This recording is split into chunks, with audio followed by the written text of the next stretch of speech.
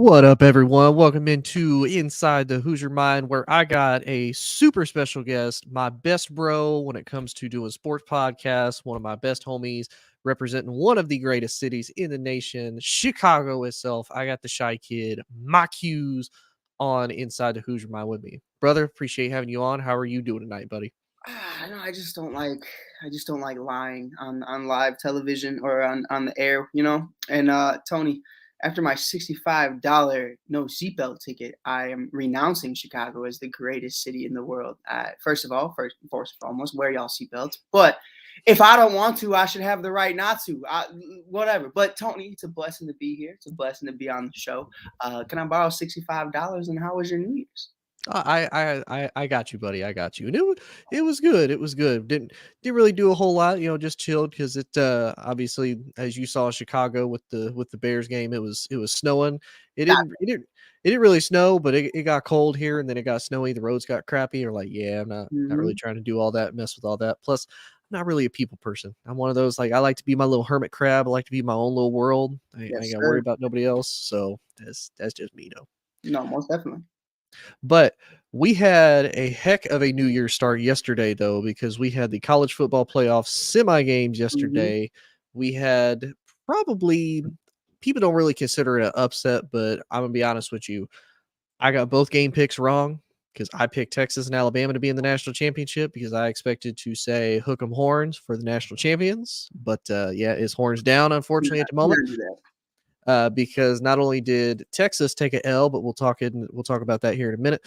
But Alabama took a massive L because for whatever reason, Nick Saban and Jalen Milroe said, you know what, 4th and goal with the game on the line, quarterback draw right up the middle and get Blitz, Bama, blitz. stuffed. Nothing but the tide. So, Mike, what was your thoughts on the Alabama versus Michigan game? Did you kind of expect this? And I want to point out, what does this do to Nick Saban's legacy at Alabama? Because now he's going on 3 years without a national title. This is the longest drought in Alabama history as far as not having a national title since Nick Saban has gotten there. Yeah, and it's so similar. First and foremost, I didn't get a chance to check the entirety of the game. I had to watch highlights because work was calling. And with that though, I got to check out the game when I got home, and I wasn't surprised whatsoever. I had Harbaugh finally getting his shot, and that's how he will become the Chicago Bears' next head coach, is because he finally wins one in Michigan. And that's the only way that's possible. So I have to, you know what I mean? I'm manifesting. Right. Um, until I see an extension, Harbaugh is on the phone all the time. But I loved what we saw from that man, and I loved, not only did he say, "Hey man, this kid's the best quarterback in Michigan football history."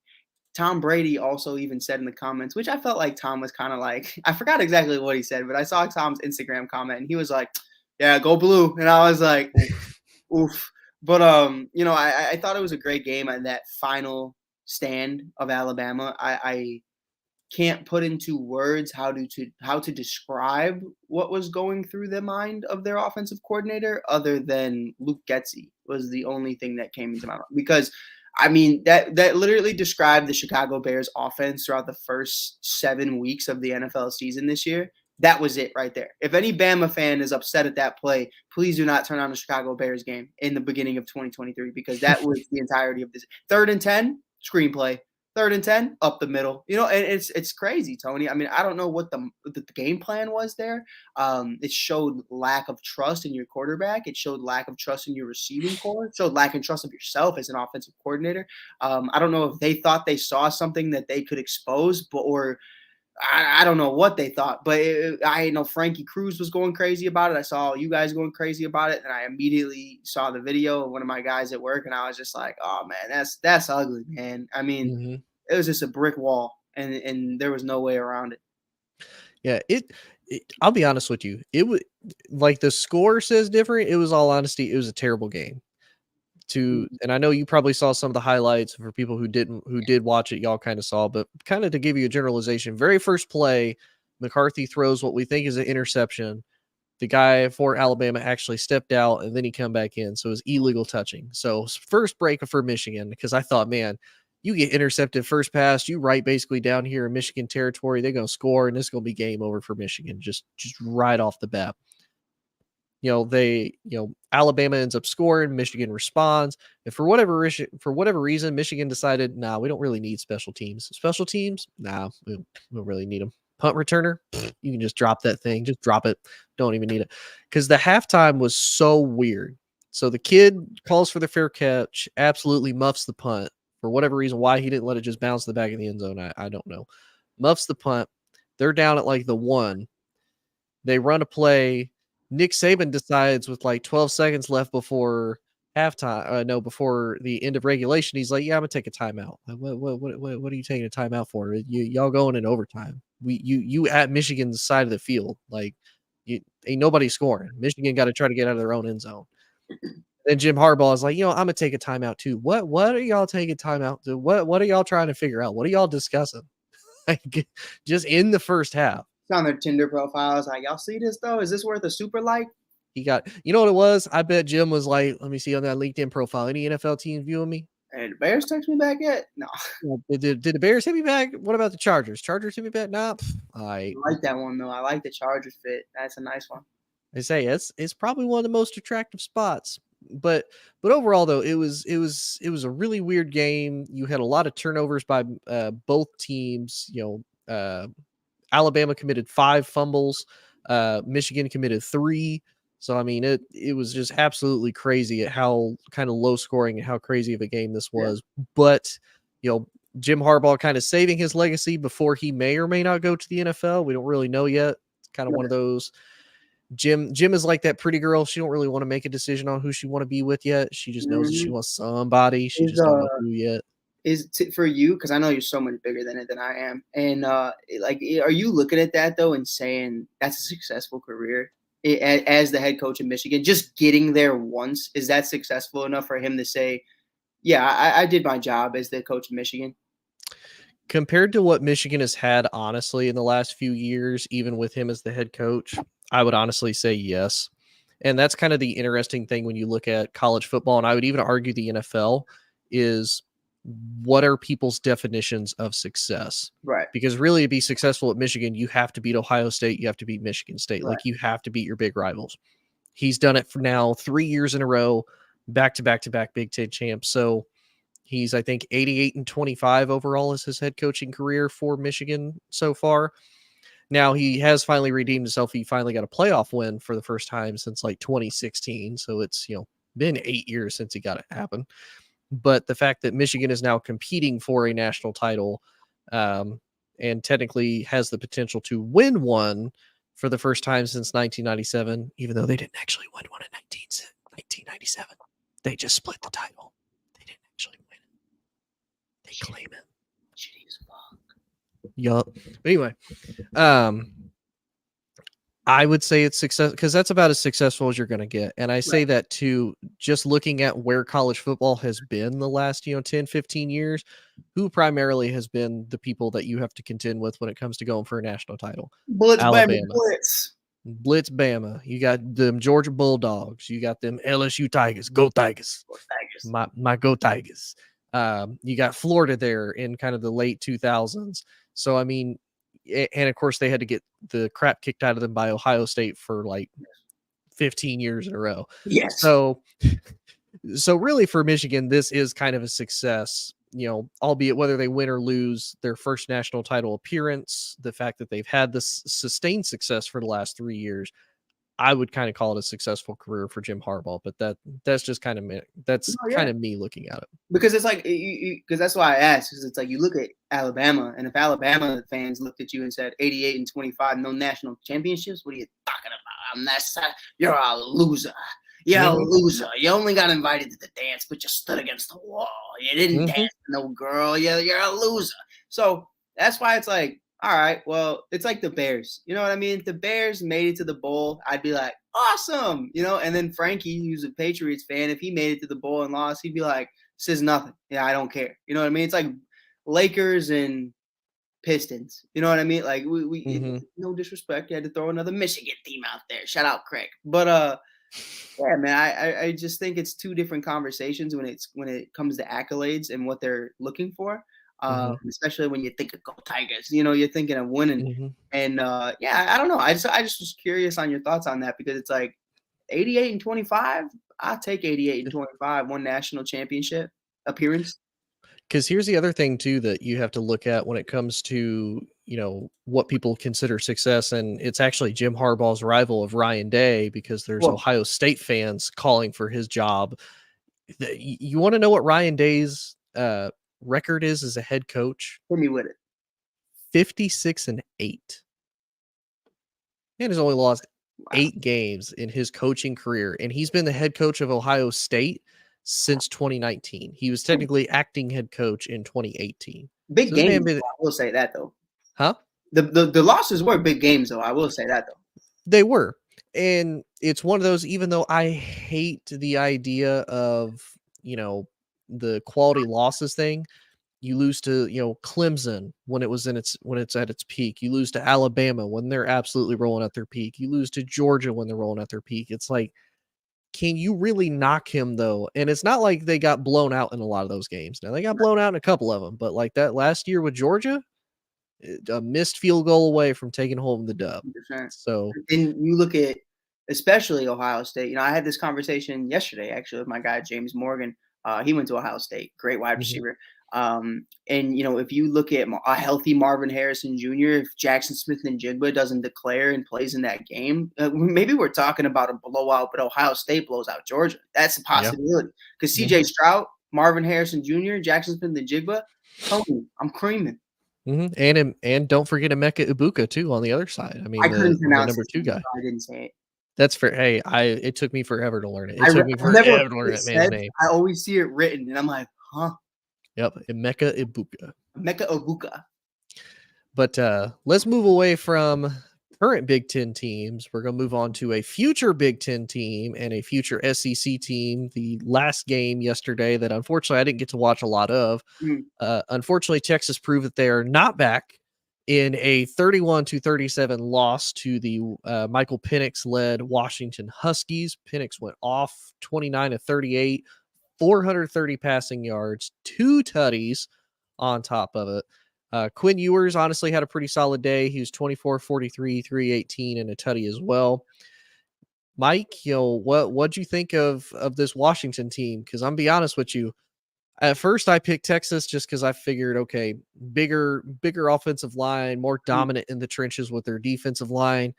And Washington receivers are like 6'5", 6'6". These dudes are just massive. Like it ain't even fair what Washington was doing to Texas yesterday. Yeah, 100%, bro. I mean, listen, first of all, Huskies all day. And that's how I'm coming. That's how I'm rocking out because my girl, Kelsey Plum, Husky dog, Husky legend, gotta respect my dog. So I was rocking with her the whole way down.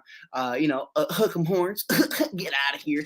We do not care about no horns, baby. We are in there like swimwear. Huskies came out and they balled out, showing up and showing out. Man, come on, bro. The mic's too hot. I gotta get away. Get away from me. But man, it was a great game. And it was crazy. Penix, I didn't even realize. Okay, respectfully. I didn't even realize that was him because I just got home and I saw the game was out. And I was like, oh, I wasn't even paying attention. I looked up and I was like, oh, this is a great game. And I started watching it and I was like, oh my God, this kid's draft stock just went from day 2 to maybe end of day 1. Like he honestly had a phenomenal performance. The game on Texas's side was pretty dull. I didn't really like the motivation. And no disrespect to any of the kids, but guys just didn't really. I didn't feel like guys were going out there feeling like this was their last game. You know what I mean? And that's really how it kind of came across. It's going to be interesting to see what happens, though, man. I'm really happy for K Plum. I'm really happy for everybody in Huskies Nation because they definitely do deserve it. This hasn't happened in a very long time, and it's kind of like TCU of last year, where I'm just hoping it doesn't end that way. But I wanna throw something at Big Tone that I didn't see on the topics list that I feel like should be a conversation. Okay. Did you happen to see, not to go back into the Bama game, but after the entire night, I got guys looking at Texas, I got guys looking at Bama, I got guys at Florida State saying, shake my head, shake my head. Oh, LOL. One guy said LOL. Everybody, what does this do for Florida State's point right now that they should have been in the playoffs? I'm gonna say this: that Georgia game, I'm gonna just leave it at that.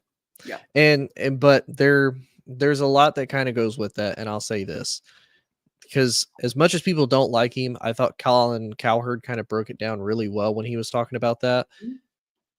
You did everything you could do to control what you could control. You played every game you could. You beat everybody you're supposed to beat. Now, you may not have beat them as pretty as everybody wanted you to, and you lost your starting quarterback. But a win is a win. A win is a win. On the flip side, though, while I get the athletic director, the president, the coach, the alumni, Florida State fan, all of them are upset, and rightfully so. It's messed up. There's kind of 2 points with that. One, it's a 4-team playoff format with a Power 5 conference, Power 5 conferences. Somebody's going to eventually be left out. Who's it going to be? Alabama beat the number 1 team in the country, who just absolutely destroyed Florida State, even without most of their guys. Georgia still, wrecked them. Alabama didn't really look like the team that everybody said, should be in there. I think we all kind of agreed with that. Texas got a win against them kind of early on in the season, but then lost to Oklahoma pretty badly. So, where do you kind of go from there? The thing that Colin Cowherd brought up that I really liked is your coach was kind of pretty childish when it comes to, well, we deserve to be in there. This is what we earn. This is where we should go. Okay, I kind of get that. Your athletic director's doing it. So you're kind of giving a very childish, very like, tantrum type of deal. And for a lot of these kids, these young kids, because a lot of people forget these are guys that are anywhere from 18 to 22 years old at least, coming in there looking to these men who are supposed to be role models for them, throwing temper tantrum fits. And it's like, look, I'm going to go somewhere else. I'm not leaving Florida State because it's not good. I'm not leaving Florida State because I don't think we can compete. And obviously next year, the whole being eliminated out doesn't really matter because we moved to a 12-team format. But that kind of says a lot about what is your coaching culture like? What is the culture in the building like, that instead of, what, it is what it is. Yeah, we're mad about it. We're ticked. We, either, hey, I'm going to transfer out, or, I'm going to declare for the draft. Like you said, it just kind of seemed like a lot of those Florida State guys just didn't want to be there. They were just upset. It's like, you can't really whine your way to a win. Like, it's just not going to happen. So that was kind of my thought about it. It was I like, like it. I like it a lot. so that was my thought on it. And real quick, Mike, so you're riding Washington all the way for the Natty, right? Go Husks. Go Husks. Go Huskies. Okay. And I will say, I like Michael Penix. I'm gonna say something controversial that a whole lot of people probably aren't gonna like, or at least a lot of the NFL people aren't gonna like. Michael Penix Jr. is 10 times better than Caleb Williams. 100%.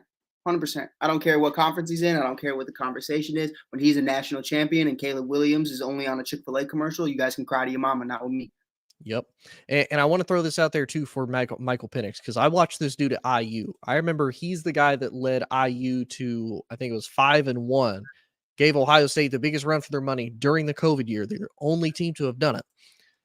The last 2 years at Washington, almost 66% completion, if not better, over 4,600 yards, 31 touchdowns to 8 interceptions last year, 35 touchdowns to 9 interceptions this year.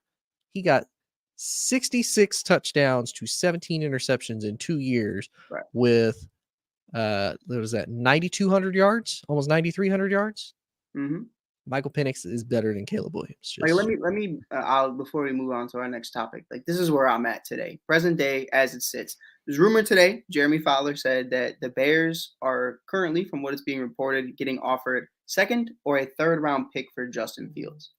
Right now, Tony, if you told me the Bears have the number 1 overall pick and they had the number 10 overall pick, if you told me they traded Justin Fields for a second rounder and they used those 2 first round picks, Marvin Harrison Jr. and Michael Penix, I'd be like, all right, I can stand on that. Now, if it's I drafted Caleb Williams number 1 and here's an offensive lineman that's not the best offensive lineman out of this draft at 10, I'm throwing a chair. I'm throwing a table. Somebody's getting smacked and somebody's mama's getting smacked. But if it's Michael or Jaden Daniels, go Tigers. I'm definitely you can, not that I'm happy with it, but I'll have that conversation. Caleb, I'm good, bro. So, and just to spite you too, the Bears be like, you know what, we are going to get Caleb another weapon. We're going to go get Juju Smith-Schuster because it'd be the most Bears thing for them to do. It won't. They won't pay. They'll pay defense. Ain't paying nobody on offense. Ain't nobody on offense making no money. The Bears received my email that if they don't draft Marvin and sign T. Higgins, I'm gonna have to say go Tigers. Hey, Go I, Tigers. I I get it completely. But let's move on to one of the Bears' divisional rivals, probably the biggest topic of controversy Mhm. all Saturday night, all throughout the weekend, all throughout the week so far. Obviously, Dallas beats the Lions. How they did that, I have no idea. 20-19, they beat the Lions thanks to a little zebra striped help. With the very last play, of course, Decker comes in, claims that he said that he was the eligible receiver. Yep. Brad Allen says, that didn't actually happen, that he had Skipper as the eligible receiver, and the way that Skipper lined up, I believe it was no, Decker was lined up next to Laporta, the tight end. It was technically an illegal formation. Nonetheless, this doesn't get called before the play goes on. They do the play. Decker catches the ball for the 2-point conversion. Lions take the lead. Then the flag comes out, and in comes the controversy. So, Mike, I want to get your opinion since you're a Bears fan. You kind of have a little bit of stock in this game because obviously you hate the Lions. You may or may not. You don't really have maybe a feeling against the Cowboys. Most people hate the Cowboys, which I get it. But what was your thought as kind of a neutral party of, did the referees really screw the Lions, or is this kind of a Dan Campbell screw up because you had 3 opportunities to send it into overtime and you took none of those 3 chances to do it? Yeah. Well, first, my stock in the Cowboys. There's no hate because one, I love Tony, and two, we've both been irrelevant for a long period of time. So it's in my lifetime. They never come across them. Never came across them. No big game. No big issues. Cool people. No, I got no problem with them. Same with Detroit. Detroit has not been relevant in my entire existence other than this year. So I'm just happy for him. You know what I mean? Yeah, it screams Dan Campbell. It screams Dan Campbell. Dan kept saying he wants to go for the win. He wants to go for the win. That's what he's done all season long. Complete opposite of my Chicago Bears, who field goal, field goal, field goal, field goal. It's all we know is field goals. But at some point, it's going to come down to that. It is a game of chess, and you're gonna get screwed over. It happens. The Minnesota Miracle, the Mhm, stuff that happened in LA, other stuff that goes down. Even last season, the push off of Juju, like Juju didn't do shit all game, and then he's like the hero, the unsung hero, just because he got pushed. I don't know. You know what I mean? Like mhm. didn't even catch it, just got pushed. And Yep. it's those conversations though where you have to be ready for football type environment, I guess the word you can say is, that's a Mhm, football environment. It's a ref blowing a game. You have to put yourself in a position to where the ref cannot dictate what happens during this game. Now, I understand it's easier said than done, but as a coach, as a player, you have to look at yourself in the mirror and say, how did we get put in that situation? Why are we in that situation? And what occurred and what transpired in order to get to that point in time? And Dan put himself in that situation all game. We're going for 2. We're doing this. We're going for that. We're not taking a field goal. All right. Well, you reap what you sow. And mhm. the end of the day, as shitty as it is, because I've watched that play 100 times. It's funny every time too. Oh, yeah. But it's like, yeah, man. I mean, you still should have been up in that game. Mhm. Yeah, I'm kind of a big proponent of that. You had 60 minutes technically to score as many times as you can to potentially walk away with the dub, and you didn't do it. Mhm. As a Cowboys fan, I mean, I agree they beat us. Like realistically, like the Lions beat us Right. because they, especially at that very last drive where the Lions even scored the touchdown. Dan Campbell's like, we played man to man all game. Super soft zone. Let them march down the field. Just let them march down the field. Let them score the tutty. Mind blowing. But that's another conversation for another day.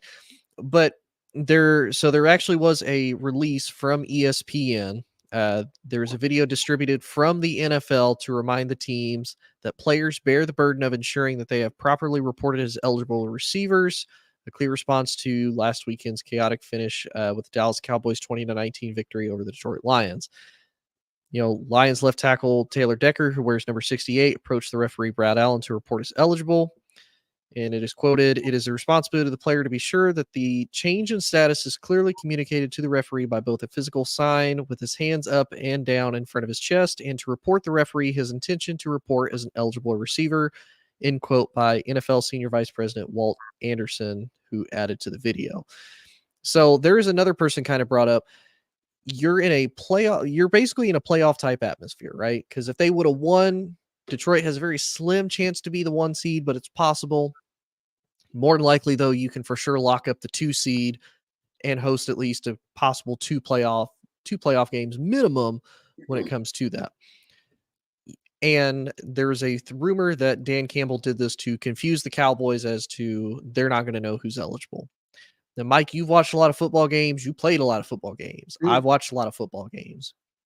How many times did you ever hear if they reported somebody as eligible, it was on like the loudspeaker so the defense can know, okay, this guy's also eligible. We have to put somebody on this guy to cover him. Yeah, it's a very 7-on-7 type mentality. Like, if so you play 7-on-7 football, you don't depending on what league you're in, you don't necessarily have to say who's eligible. It might just be depending on the league. Like, I remember my guys prime time all year, we were like telling guys we were eligible, and like week 5, week 6, the ref just looks at me, he's like, you know you don't have to, right? And we were just like, huh?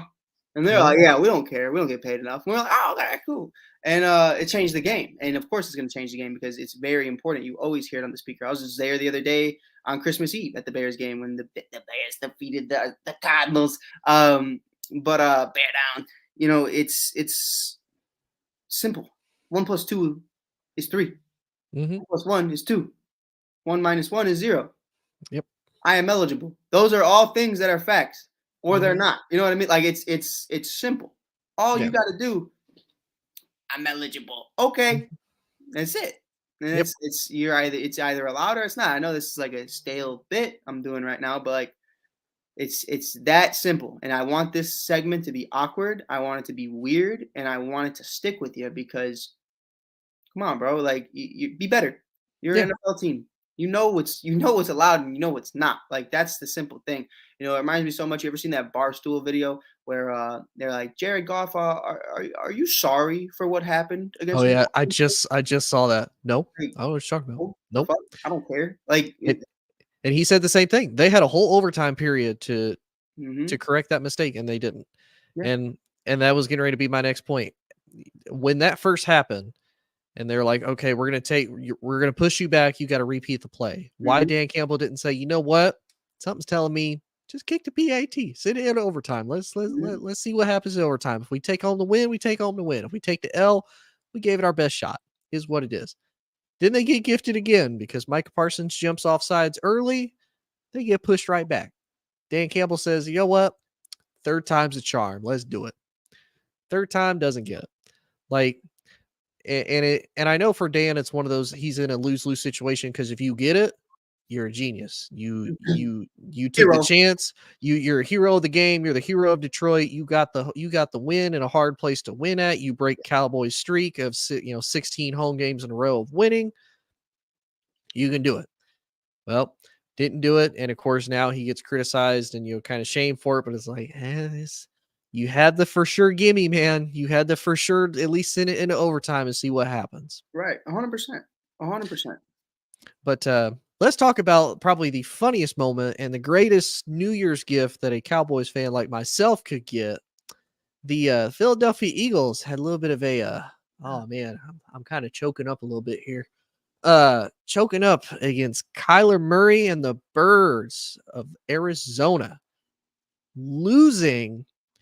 Mike, is this a tale of what's to come in Philadelphia, like the dark times that are coming? Because this Philadelphia team has lost 4 of their last 5. Like, this is not the Philly team we saw last year in the Right. Super Bowl, and even really to start the year, they were on a pretty decent roll. But I've been saying for a lot of this year, especially after that loss to the Jets, I was like, man, the Eagles are frauds. Eagles are frauds. Nobody really believed me. Then again, my other buddy at work, Michael, he's like, man, I think you're right when you said that the Eagles were frauds. I'm like, bro, If there's anybody that knows a divisional opponent best, it's the dudes that are in the division with you. Yeah. Like I said it all year. The Vikings, no, it wasn't happening. And Yeah. even if Kirk Cousins doesn't go down, it just wasn't happening. First and foremost, that defense wasn't the same. And I think in terms of the Eagles and watching it as a Cowboys fan, even as a Lions fan, or not as a Lions fan, as a Giants fan, or even I had a Freddie moment. Even as a Giants fan or a Commanders fan, you understand those guys so well. And at the end of the day, man, these are the moments that are going to show you if this is a real team or not. Mhm. Not the 10-0, whatever, however many games they won in a row, not the 4-game losing streak. These next few games are going to be the games to where it's like, did you learn from both of those things? Because both Yeah. things can be true. In a single season, you can be a dog shit team and a Super Bowl champion. That's a fact. I mean, there's no part of me that is not going to take the Philadelphia Eagles serious. That's just how I feel, Tone. I mean, I know where you're coming from. I know what you're saying. Team that's been in the Super Bowl. They Mhm. have the pieces. They know what they need to do. Now, how are you going to react to this? Now, one thing I did hear and one thing I do agree with is the changing of the offensive coordinating job seems to have done more harm than good. Since then, they've lost 4 games in a row, 3 or 4 games. I'm not much certain on how many, but they look bad. And now you're in a situation to where you already changed the OC position. Can you afford to change it back at this point during the season? What message does that send in the locker room? What does that do for the coaching staff? It's just a lot going on. I think you rode on the tush push. You rode on how good you were going to be all year. But these next few games, which potentially 2 games really this week, and then who knows what's going to happen after that, are going to determine what happens to them. I know that's it's an obvious statement, but it's true. I mean, these guys can sit up here and say, man, fuck this. It's over. Man, forget about it. Like, we're not those guys. Or they could sit up there and say, listen, call each other out, point out what's wrong, fix what's wrong, make it right, and then get in there like swimwear, baby. You got to do it. It's the Kelsey's final stance. It's the final dance, potentially for the 3rd time. But it's really going to come down to that. I mean, look at the Bears. Not to always turn it back into the Bears, but first half of this season, man, I was ready. I did a Fire Flues Friday episode every Friday, and I was ready for it. And I meant it too. And then you had the Tyson Bagent stuff, and then the HR issues with other coaches. Like, there were so many issues on this team.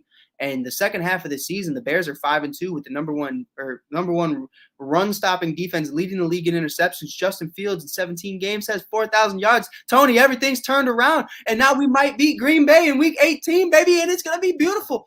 But how did that happen? What conversations were said? What conversations were had within that unit to where they said, listen, we got each other's back. We're willing to run through a wall. We're willing to run on all the hot coals. Whether we set on fire and set ablaze and this whole shit fucking sinks, that's a whole different conversation. But we're ready to rock and roll. We're going to set sail. We're going to do it. Go Tigers. And, I should be a fucking motivational speaker the way I'm talking right now. But, it's for the Eagles, seeing a lot of crying, seeing a lot of outside things with the Kelsey brothers. Listen, we're all on Travis about Taylor. Man, I don't see Travis with a documentary out. I don't see Travis promoting the podcast all the time. I see Jason Kelsey, who is ready for that next chapter of his life, like you and I talked about in our last show together. That's really how, the leader is focusing more on the pod than he is on the field. No disrespect to the Kelsey brothers, but it's you get to those moments where is everybody bought in? That's what you got to ask. And if somebody's not, you got to figure out who that is. You either got to jump them or talk to them. Now, I'm in the favor of jumping them, but it depends what team you're on. But that's really where I'm at, man. And listen, shout out to the Cowboys doing their thing. They're back in the mix. They never really were out of the mix, but they're back in the mix for that solidified team in the playoffs. Really, it's the 49ers versus everyone right now. And I think that's still the bigger picture, though, to me, Tone. That's my last point I wanted to make on it is even though they're down bad right now, they are not public enemy number 1. And I think everybody understands that. Not everybody who plays the 49ers, they're playing as hard as they fucking can because they want to beat the 49ers. And that's really how it is. The Eagles are in a position now to where it's like, okay, spotlight's off of us. Let's fix some things while the spotlight's off of us before the spotlight comes back. The second that spotlight comes back, if you still got that wrench in your hand, you're on your knees looking up, man, you got Carl Lackin, boy. Dan Campbell, boom. Go. Yeah, and so I read something today actually that really kind of intrigued me, and it actually it makes sense. So everybody, of course, has talked about now Nick Sirianni doesn't look the same without Rich Gannon Yep. and or whatever Gannon's first name is. Doesn't look the same without Gannon. Doesn't look the same without Shane Steichen, his offensive coordinator, defensive coordinator. You know who has actually made the biggest impact that is no longer on the Philadelphia Eagles and has probably been one of their biggest weak points? Talk to me. Gentleman's name is Denard Wilson. Mm. He is the defensive backs coach for one of the top teams in the NFL right now, the Baltimore Ravens. He had Philadelphia sitting at the number one defense last year. They would only give up an average of about 180 yards a game. They're sitting all the way down at 28th right now. Last year, the Ravens were in the same boat. They were sitting at 28th. They bring Denard Wilson in. Guess where they're at right now, Mike? Fourth. But they Go. still solid. So Number one defense though. one of the number one defenses nonetheless, though. So that to me says a lot about Philly.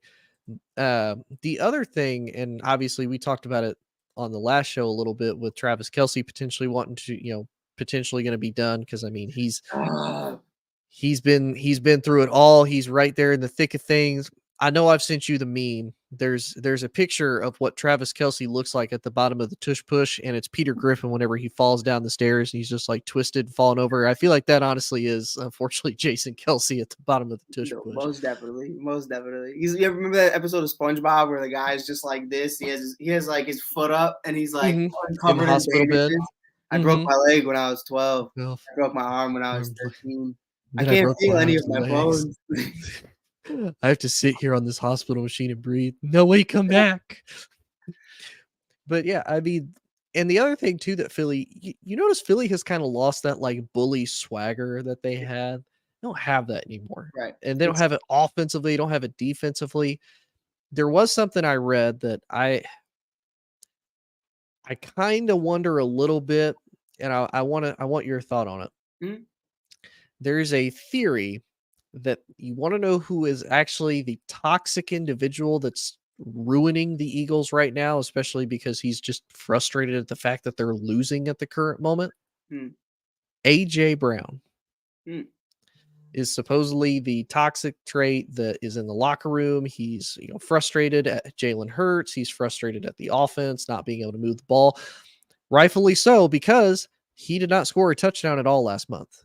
In the whole month of December, he did not catch a single touchdown pass right. at all. So I mean, he's frustrated. They paid him a lot of money to be the big dude, and honestly, last year he was solid at the beginning of this year. He was Yeah. looking solid.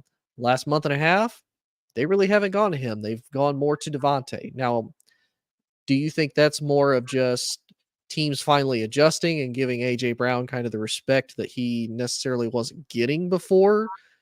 Do you think it, or do you think this is just kind of the continued mixture of Philly's offense isn't really doing what it's supposed to do? They have Matt Patricia of all people calling the defense now, which how well is that working out for him? Ask Detroit how well Matt Patricia works out when it comes to him coaching. That's New England.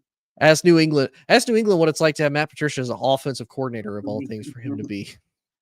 Shout out Matt Patricia. Oh man, though. But yeah, listen, I'm gonna phone a friend. Ooh. Ask Debo how he's doing. That's what I'll say. Because Debo Samuel goes from arguably one of the greatest players in fantasy football, one of the greatest wide receivers because he's a go-go gadget type cat, running Mhm. back, slot, corner, wherever you want. I mean, you can match him up on any side of the ball. He's going there. Like Mhm. Debo was him. And Debo was the Swiss Army knives of Swiss Army knives. You bring in Brandon Ayuk. Brandon Ayuk's a baller. And it looks like Brock Purdy, Jimmy Garoppolo, Sam Darnold, whoever's there is targeting Brandon Ayuk first and foremost, if it's not Christian McCaffrey. If you're in the pass game, you're going Brandon Ayuk. And then you could make argument that you're going George Kittle after that and then Debo. But I haven't heard Debo say a word. And a part of that's because they're winning. But another Right. part of that is because you understand where you need to be. Now, I do understand AJ Brown's point of it is, listen, man, like I'm here. Like that's like T. Higgins and Jamar Chase isn't getting the ball. But sometimes there's games where T. Higgins better than Jamar. And that's the situation right now that you're seeing AJ Brown in, is that little brother's becoming big brother very quickly. I mean, little bro Mhm. is big bro right now. Like Devontae is arrived. He still is little, but he's big bro. You know what I mean? Like Yeah. he's gotten to a point now to where you have to view him as wide receiver one. And that might be the issue with AJ Brown. And that might be, man, not only are you favoring this kid, the franchise is favoring this kid, the fan base is favoring this kid, but now Jalen Hurts is favoring this kid. And that's, I saw the ongoing tweet every time they lose a game. It's like a video of a guy on his phone walking through a presser, and it's like Jalen Hurts looking up the next Bible verse to put on his Instagram after another horrible loss, because that's all he ever said. Like it's literally like that's anything Jalen Hurts says is just motivational or biblical, and it's like at some point I just need you to shut the fuck up and go ball out. You know what I mean? Like at Mhm. some point, you got to be tired of the Bible verses. You got to be tired of the motivational speeches. Like my guy Jamal Williams said, if you're gonna piss like a puppy, stay on the porch. You got to go out there and ball. I don't care how good your speech is. Trevor Lawrence is horrible at speeches, but that man was a tiger and he was balling. Different kind of tiger, but Different tiger though. different tiger though. Shout out Devil. Um, but yeah, man, I just think at some point you need to have that conversation with your quarterback one. You cannot let that trickle out. You cannot show frustration. You cannot show that you're giving up on your QB1, because if you give up on QB1, you give up on the team. That's really what it is at the end of the day. This isn't like, the reinforcements. You ever seen that movie with Keanu Reeves? Like, this isn't Mhm. like we're just a quarterback change away. We got the pretty boy. Like, no, man, like you got it. You got it in motion. You just Mhm. gotta ride out now. You know what I mean? Like we've seen Gardner Minshew at the helm play quarterback, and this team plays great. It's not just Jalen Hurts. Like this whole team is different than what it was of last year. And a part of that is AJ. Get open then. I don't know. It's not like I go on the Twitter and I can see wide open AJ Brown and Jalen Hurts doesn't see him. It's not like Right. a situation with Justin Fields where there are times where Justin Fields doesn't see DJ Moore, but I don't see that. And no one else is talking about that. Have you seen that, Tony? Mm-mm. So Nope. then shut up. You know what I mean? Like you got Goddard, you got Swift, you got Hurts, you got Smith. Just win the game, bro. It doesn't matter Yeah. about when your last touchdown was. Like I'm sure George Kittle is frustrated at times, but it's gonna be interesting to see if you're right about that one. Because I Yeah. know Tony said it first. I haven't heard anybody else say that yet. Mm. I mean, I follow a lot of Eagles hate pages, so I mean, I try to stay up on As one Philly should. news as much as I can. I do have, Speak to that point earlier, I do have beef with the Eagles. I don't have beef with the Cowboys, but I do have beef with the Birds. Exactly. Speaking of though, we are going to bring up a one of the most historic beefs with your Bears, who of course face the Green Bay Packers in the very last game of the season this coming weekend. Could potentially play spoiler to the Uh-huh. Green Bay Packers and potentially ruin their chances of going into the playoffs. But let me ask you this though, Mike. I'm gonna be honest. You've heard me from day one. I've criticized the dude. I still say he's a bum, even though unfortunately his stats say that he's not a bum. But is Jordan Love the real deal? Because right now, in his first year truly starting for the Green Bay Packers as their starting quarterback, Yeah. he's got 63% completion. He's thrown for 3,843 yards. He's thrown 30 touchdowns, 11 interceptions, and he's rushed for 4 touchdowns, and he has 248 rushing yards. Is he the guy in Green Bay or not? Yeah. And again, I have to keep that same energy because I said in the last 17 games, Justin Fields has over 4,000 yards total, 29 touchdowns, yada, yada, yada. A lot of those yards are rushing. You know what I Yeah. mean? And Love is doing 3,800 with what? Only 200 rushing. So he's around fourth. He's, if not eclipsed, 4,000 yards in total as Yeah. well. Yep. So yeah, I mean that's an 3,800 of them are passing. So that's phenomenal. And the touchdown interception ratio is great. I myself haven't watched enough Jordan Love games. I'm not gonna lie to you, dude. Like I think I'm going to have watched 3 after this Sunday, and that will be first time in week 1, second time at Mhm. the end, and then obviously I think I caught one other game, but I didn't really care for it. Whatever. But with what he has, they have a solid tight end. I forget his name all the time. You obviously have a couple other guys like Christian Watson and a couple other cats over there that you could look at and say, hey, man, these guys are decent. Aaron Jones, A.J. Dillon are in and out all the time with injuries. Under Matt LaFleur, I think you would have to say it's been a successful year. I mean, let's be real as Bears fans, man. I mean, he has, in his first real season, matched a quarterback career high for Bears passing yards in a single season. We have never hit 4,000. Yeah. Like he's eclipsed that. So, or he's going to. So it's listen, there's no hate. I don't think he's ever going to be a top 5 quarterback, a top 10 quarterback, but I think he's very serviceable. And I've always kind of felt that way. I don't think he's a bum, but I think he's definitely one of those guys that you can win 8 games a year with. Now, Yeah. any more than that, that's going to be the question. Yeah. I think my biggest thing is, so I mean, like you said, pretty much whether they win or lose, they're honestly in the same position that they were last year, even with Aaron Rodgers having started Yeah. every single game. They were 9-8 last year. They're right now sitting at 8-8. They could either be 9-8 or they'll be 8-9, one of the But two. Tony, who does that speak more on though? True, Rodgers or Love? true, true. I think I think it does speak a lot in Love's favor, because I mean, even with somebody that a lot of people consider as one of the greatest quarterbacks to ever play the game, he's only able to take the team to 9-8. Love is basically right there, kind of on his heels, being able to do the exact same thing with essentially the same weapons. So I mean, that does kind of speak volumes to Love. It's just some of the games though, because I'm kind of looking back at the games that they played, and honestly, I might be reaching a little bit here when it comes to you know it comes to picking on him. And at one point, now that I look at it, they were also 2-5 at one point. So I Yeah. mean, they were considered dead in the water. They've won the last 5 out of their last 7 games, which is pretty impressive, Over the Bears, which is crazy. Like right? we're both just dogging it out. But barely loses to the Raiders, barely loses to the Broncos, loses to the Vikings, but that's the game that Kirk Cousins gets hurt.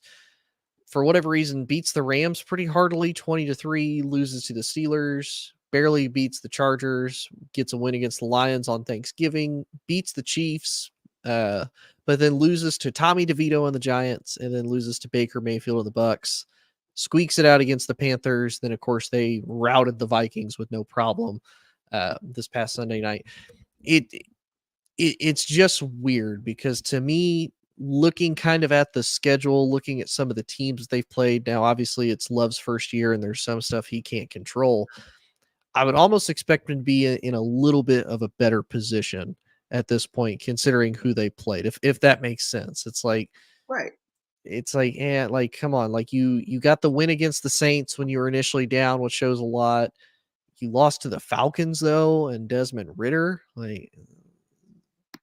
but I Desmond don't Ritter know, was man. at a high point at that point, though. I will say this: he did have a little stretch where it was like, "Oh, that's QB1," and then immediately, like 2 games later, it was over. But yeah, I'm with you. I'm with you. Like you can only play who's on your schedule, but Mhm, I think it speaks volumes to when it's like, "Oh, schedule's not that bad," and then you look at your record and you're like, what the fuck happened?" You know what I mean? Like, what are we doing? Like, how did this transpire? How the fuck are we where we are right now? How are we 2-5? Like, that's the real question. And right. whether you believe that or not about Jordan Love being the guy, it's also on LaFleur. Because this was the first time we saw Matt LaFleur without Aaron Rodgers as the Green Bay Mhm, Packers head coach. So to see him start off 2-5, oh, got questions about Matty Boy, and then to kind of pull that back in, he potentially saved a lot of questions. mhm. Now, I will say real quick before you go, buddy. Yes, sir. So they signed Jordan Love to a 1-year extension this past offseason Mm-hmm. for this year. Say hypothetically he gets them to 9-8, and they get into the playoffs as a wild card. Not happening. Say I hope not. Not happening. If we're gonna say hypothetical, Okay. if it happens and Jordan Love comes to him and says, "Hey, I did it. This is what I did with what I got. Mm-hmm. I'm gonna need Daniel Jones type money. I'm gonna need that 40 mil a year at least to start." Yeah, yeah, Do they do it? it's, it's fucked up, bro. This conversation's messed up because Daniel messed up a lot of things. Because then if Jordan gets that, Justin gets that, and it's like it's just I have to start thinking about it differently. I have to stop saying, well, why would we pay Jordan Love this? Why would we pay Justin Fields this? Okay, well that's just the market now. It is Yep. what it is. We have Yep. to understand that it's never going back. It's never going to go back. Like the Jalen Brown contract, like things are just going to continue going that way. So Well, not only that, but you got to think too. Daniel Jones got that. Jordan Love can say, "I'm better than Danny Dimes. I need It's more." just gonna continue to like even Justin can make an argument. Like it's like, Oh well, yeah. yeah, Justin's better than Danny Dimes. You know what I mean? Justin's running Mhm. 1,000 yards a season. He's throwing 2,000 something. Mhm. Total 4,000 yards in the last 17. Like, yeah, these guys are going to demand it. Even Jordan, like, yeah, I have over Mhm. 4,000 yards in the last 17 games. Like, what are we talking about? So it's gonna hinder that, especially if they make a playoff appearance, which won't happen. But if they do, it's definitely a reasonable conversation, brother. Yeah. They say I'm be rooting for him. I'm gonna be rooting for the Bears to win because then because if the Packers win, then they have to come to Dallas. And if Jordan Love was to beat my Cowboys, I will resign for being Cowboys fan. I could not sit here and say my team got beat by Jordan Love and be a Cowboys fan. Then you'll be I a will Bears renounce fan and it. they'll draft Caleb Williams, and then we'll both just be on a boat by ourselves together. Like, where some Randy, where are you? You know what? Randy. If that's the case, I will be whatever fair weather bandwagon fan there is for any NFL team except Philadelphia. I will never be a Philadelphia I Eagles think fan. I think I would pick Miami or Indianapolis, and mainly Indianapolis just because of Gardner Minshew. But yeah, Minshew mania, brother. Minshew That mania. mustache, man. But That's buddy, it's been a pleasure. Loved having you on as always, bro. Always love the conversations. Let everybody know where they can find you at, good sir. Yes, sir. Follow me on the TikTok, preferably right now, because we just came up on 14.5K. We're almost there. You can Whoop, whoop. follow me, the Shy.Kid, or on Instagram at the Shy.Kid, Mike on the Mike podcast on YouTube, or you could always find me on Inside the Hoosier Mind. So make sure you hit that. Yes, sir. And you can catch us anywhere where you like to watch podcasts at. You can also find me on Facebook, Inside of Hoosier Mind, YouTube, Instagram, and TikTok, all on the same places. X, formerly known as Twitter, is a little weird. It's I in Hoosier Mind. It's weird. I couldn't get inside the Hoosier Mind because I hear you. whatever. But appreciate everybody tuning in. Of course, Mike, loved having you on, buddy. Hopefully, everything we said will come true, and we can celebrate the new year with a Bears victory over the Packers. Go Go us. Bears. Da Bears. Out Bears.